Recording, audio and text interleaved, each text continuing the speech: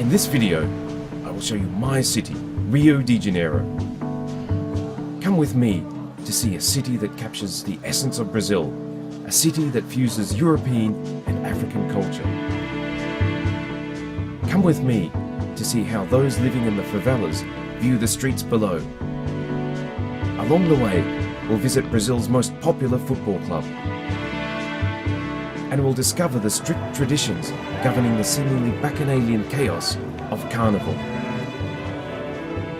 I hope to show you a city in transition, a city that has played host to the first South American Olympics, but one which has rarely faced a more uncertain future.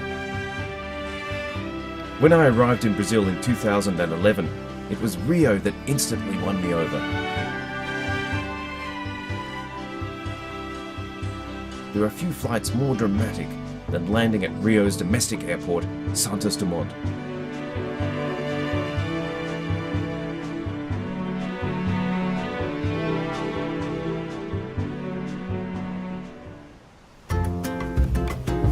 Like many Rio journeys, ours today begins on a beach. No image is more associated with Rio than the beach. The city's sands act as its open space.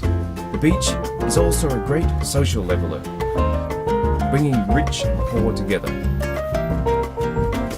It is also, of course, the place to show off those famous Brazilian bodies, both bronzed and toned, and, well, bronzed and less toned. But rather than the city beaches of Copacabana and Ipanema, I like to go with my family to the Grumari Nature Reserve in the city's far west. Rio is a city full of surprises. This remote beach, Prainha, which today is a little bit misty due to the heavy surf, is only 5 to 10 minutes away from Olympic Park, the centre of many of the events of the Games. Just down the road from here is the Restinga de Marambaia, a 45-kilometre long stretch of pristine surf. In fact, it's due to the charms of Rio that Brazil has become my second home. It's here that I met my wife, Annie, and we had our son, 11-month-old Arthur.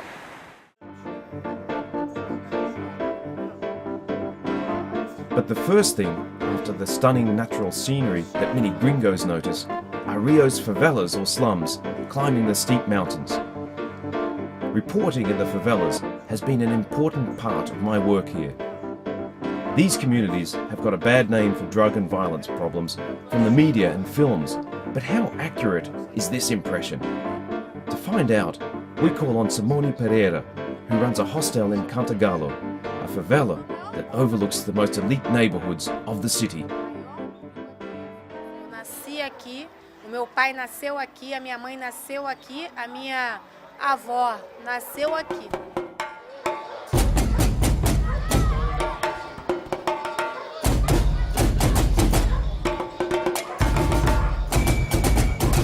The government estimates that 6% of Brazilians live in favelas. Less well known is that many, like Cantagalo, are proud communities. Cantagalo claims to have been established by freed slaves more than 100 years ago. The people up here refer to the favela as the morro, or the hill.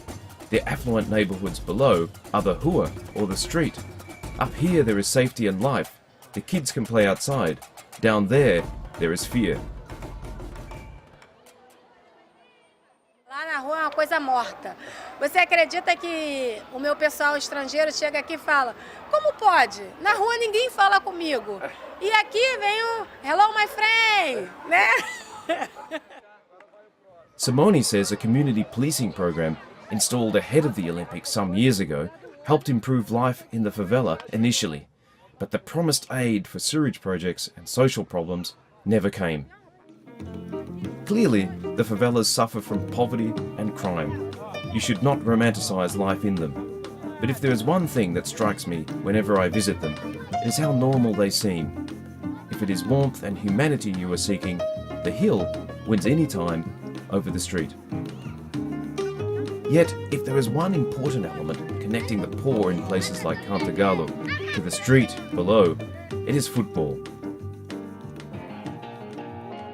I visit my good friend Carlos Langoni, a member of Flamengo, Brazil's biggest football club with 36 million supporters. 6 times champion of Brazil's primary league, the Campeonato Brasileiro, Flamengo is home to great players such as Zico and Romário. Its headquarters lie on the shores of Lagoa, southern Rio's stunning lagoon.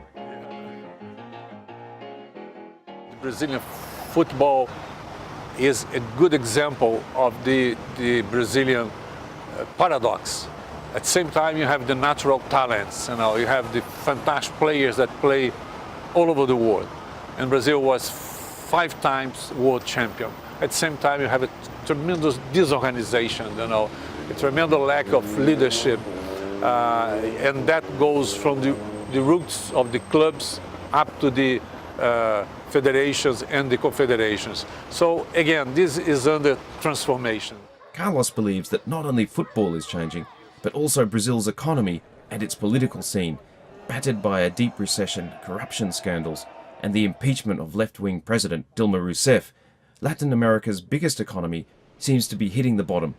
Rio, which depends on revenue from offshore oil fields, could take longer to recover because of a fall in the oil price.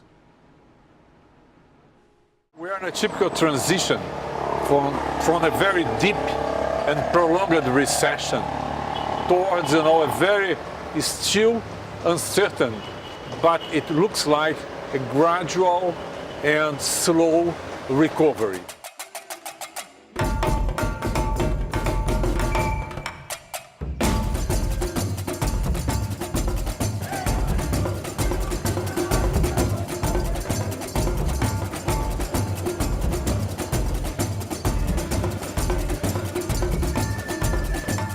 The other element that unites this disparate city is, of course, carnival. It might be a national myth, but most Brazilians like to think they have at least a little bit of African ancestry. I've come to Portela, one of the great samba schools of Rio, here in the north of the city. I've always wanted to know a little bit more about samba. I've actually been in a samba parade, I've put on the costume and marched through the Sambódromo, and in fact I even met my wife at a samba bar. But I'm curious to find out more about the elements that really make samba tick, about the dances, about the rules, and about the show. So let's go inside Portela and find out.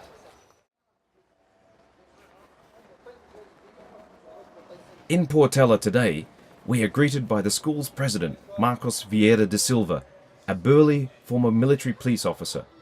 The schools often have a security element, from one side of the law or the other, associated with their management. He introduces us to Daniele Nascimento, the porta-bandeira, or flag carrier, of the samba school. With her is the school's mestrisala, or master of the ball, Alex Marcelino.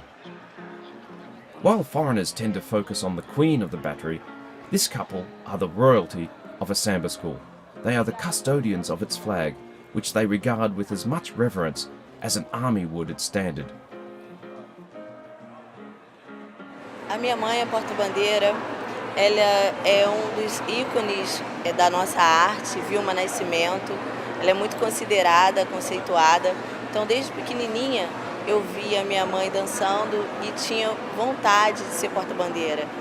Então, tem do sentido da história mesmo, antigamente, que a gente tinha que proteger o pavilhão. O mestre-sala também via para proteger das outras escolas que antes roubavam o pavilhão. Rio's history, reflected in Portela's traditions, is one of the things I love about the city. One of my favourite places to hang out is in the downtown area, whose historic buildings tell the story of Brazil's past, from a colonial empire of the Portuguese to a republic in the 19th century.